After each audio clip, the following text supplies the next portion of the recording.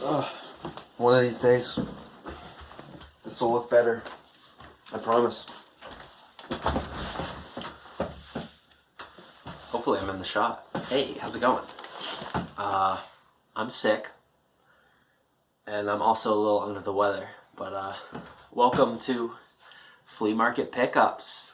He did it. It's 2 in a row. Actually, wait, no it isn't. Yeah, because I missed last week. Yeah, this isn't even a weekly series. Fuck's wrong with me?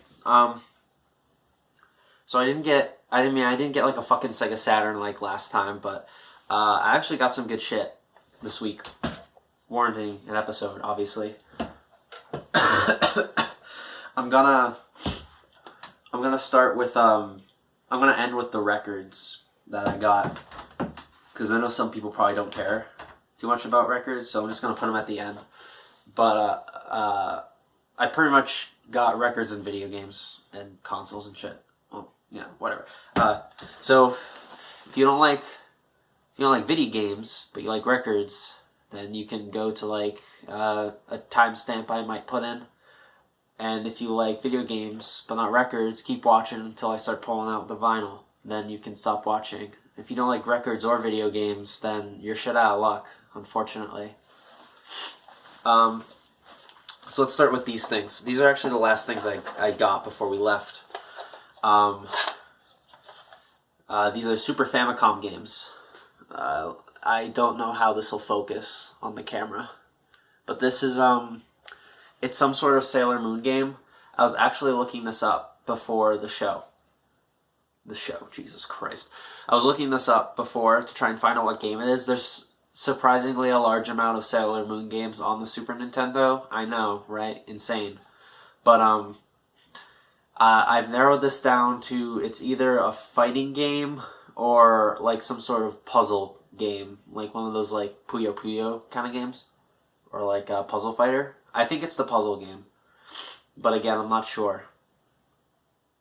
It was $10, and it looked neat. I got the Super NT, so I can play these on my TV without having to like fuck with my old SNES.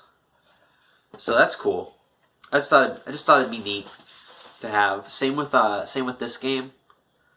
It's some sort of RPG. It's I don't know if you can see it. It's made by Enix.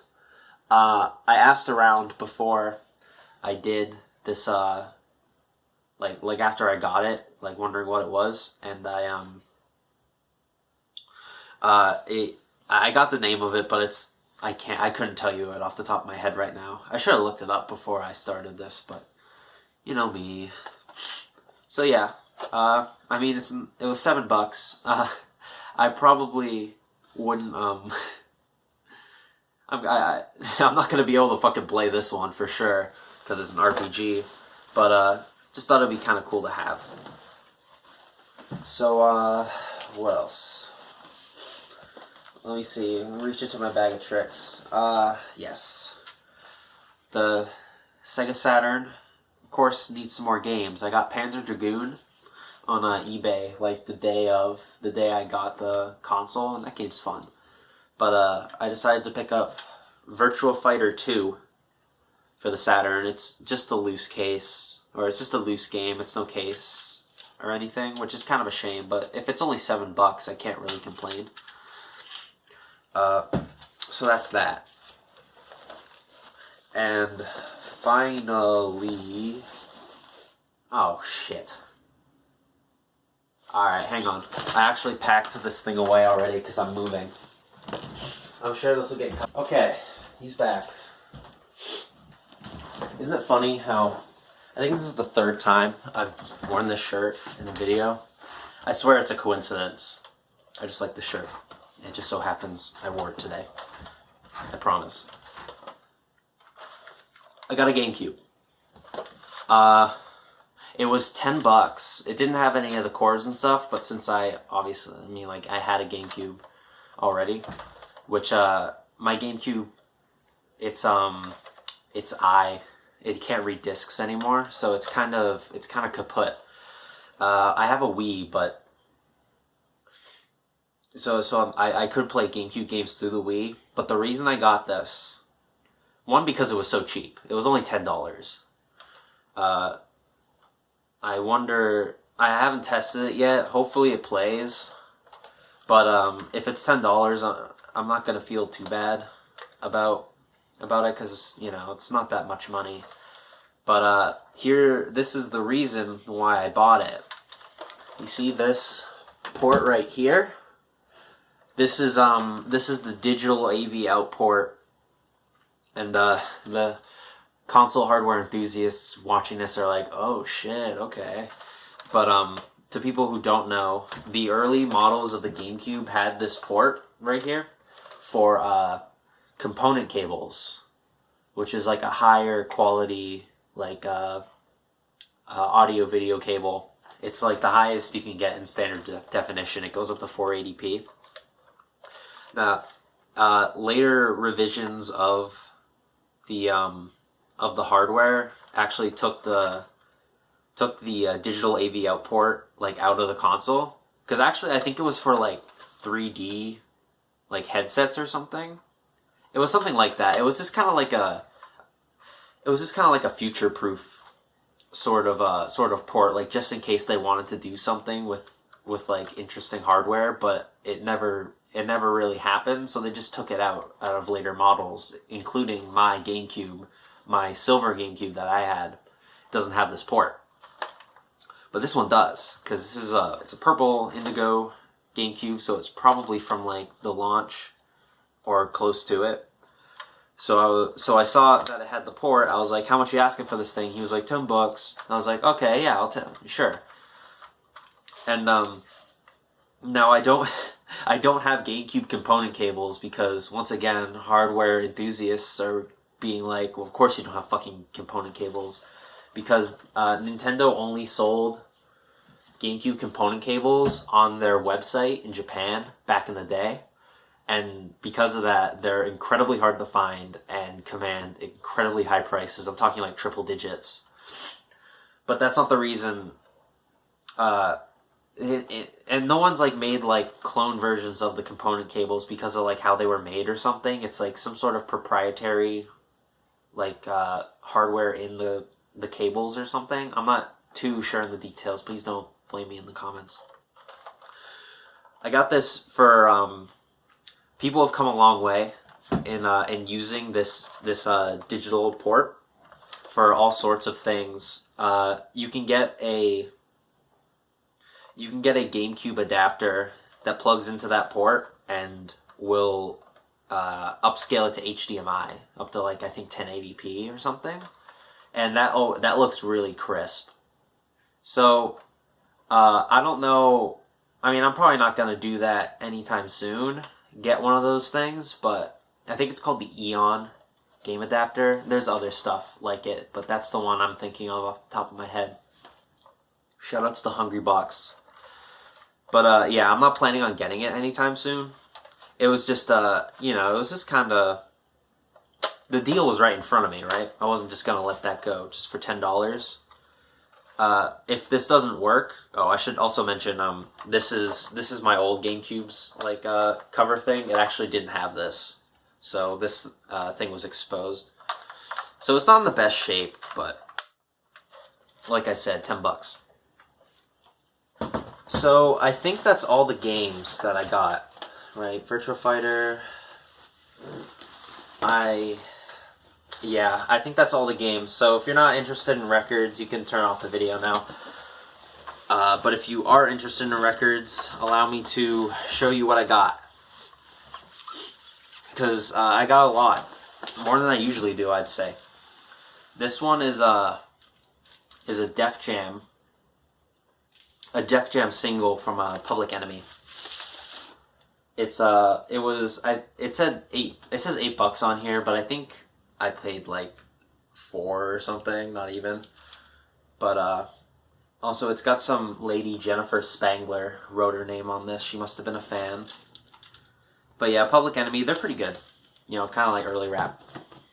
Like the late 80s or something. I kind of feel bad about buying all this stuff because I'm like literally in the process of moving. And it's just making more shit that I have to pack. It's okay though. I'll get over it. And alongside that, I got Billy Idol, "Don't Stop," and this is also kind of a it's not a it's like kind of a, I guess it's an EP. It's got Moni Moni and Baby Talk on one side, and then it has Untouchables and Dancing with Myself, the long version of it. So, yeah, these both of those aren't like full length albums, but they were pretty cheap, so I didn't mind picking them up.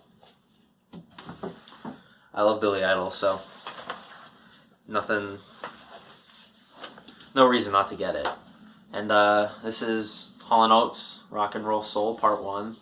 It's what the hell is it? This I think it's like a greatest hits compilation or something. Regardless, the jacket's in really nice condition, and it's got "You Make My Dreams," which is a good song. Oh, it's also got "Rich Girl." Didn't even notice that. Good stuff. Good stuff. Now, this is where we start getting into the cool stuff. Those are the cheap stuff. I think altogether these 3 records were less than $10 together. This was $5, and this is the History of the World Part 1 soundtrack. I don't know if you haven't seen History of the World Part 1, you're missing out, basically, because it's probably one of Mel Brooks' funniest movies. It's just so fucking funny, and the songs in it are great too. I mean, everyone loves the Inquisition song, and Jews in Space. Jesus Christ. But yeah, I love Mel Brooks, so I couldn't pass that up. And this was $15, and I mostly got it because I was so intrigued. It was kind of like that Dutch alt rock record I got a while ago. Last video. It's the official soundtrack to Harmageddon. I don't know what Harmageddon is. I have to imagine it's some sort of anime movie. Sorry, excuse me. Yeah, some sort of anime movie. I'll probably check it out. Oh, I'll listen to the soundtrack first, and if it's any good, I'll give Harmageddon a watch. I'll give you guys a better look at it. Hopefully it focuses. I like the robot guy in the corner. This kind of caught my eye, right? You don't really see stuff like this often at the flea market. So it's interesting. It just kind of catches my eye and makes me want to be like, okay, yeah, I'll pick that up. And this, oh Jesus fucking Christ, here it is, everyone. It's the fucking Monster Mash, alongside other great hits by Boris Pickett and the Crypt Kickers. It's just a whole fucking album of Halloween music. So I know what I'm putting on in October.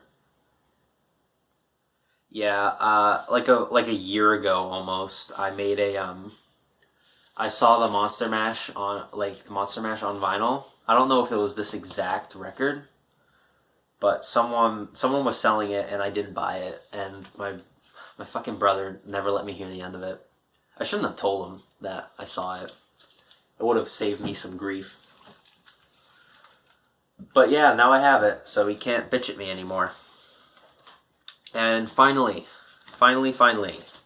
we have Like a Virgin. Madonna is... I listened to Madonna's first album like a few months ago, and I was surprised at how much I liked it. I liked it a lot. It's just a really great pop album.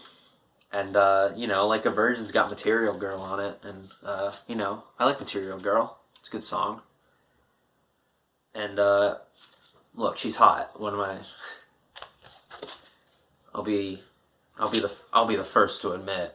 Yeah.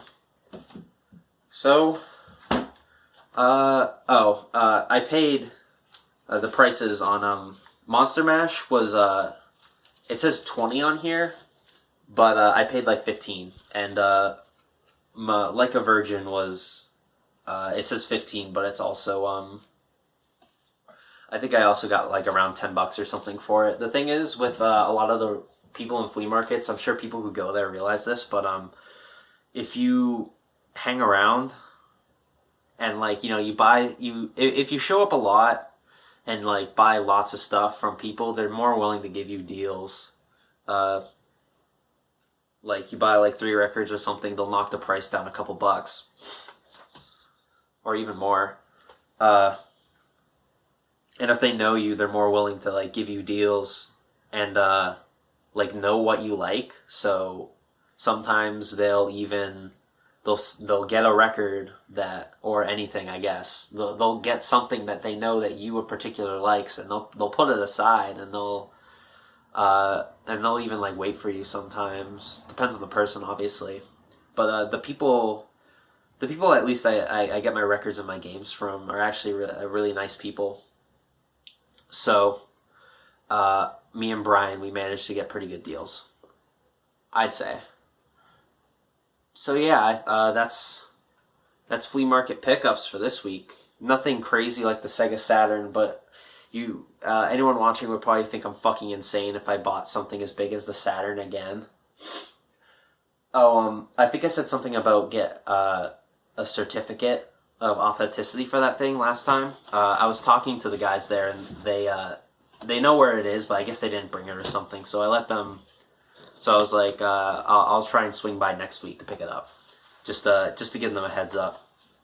If they don't have it, it's not a big deal to me. Yeah. Thank you all for watching, and if you go to flea markets, happy hunting.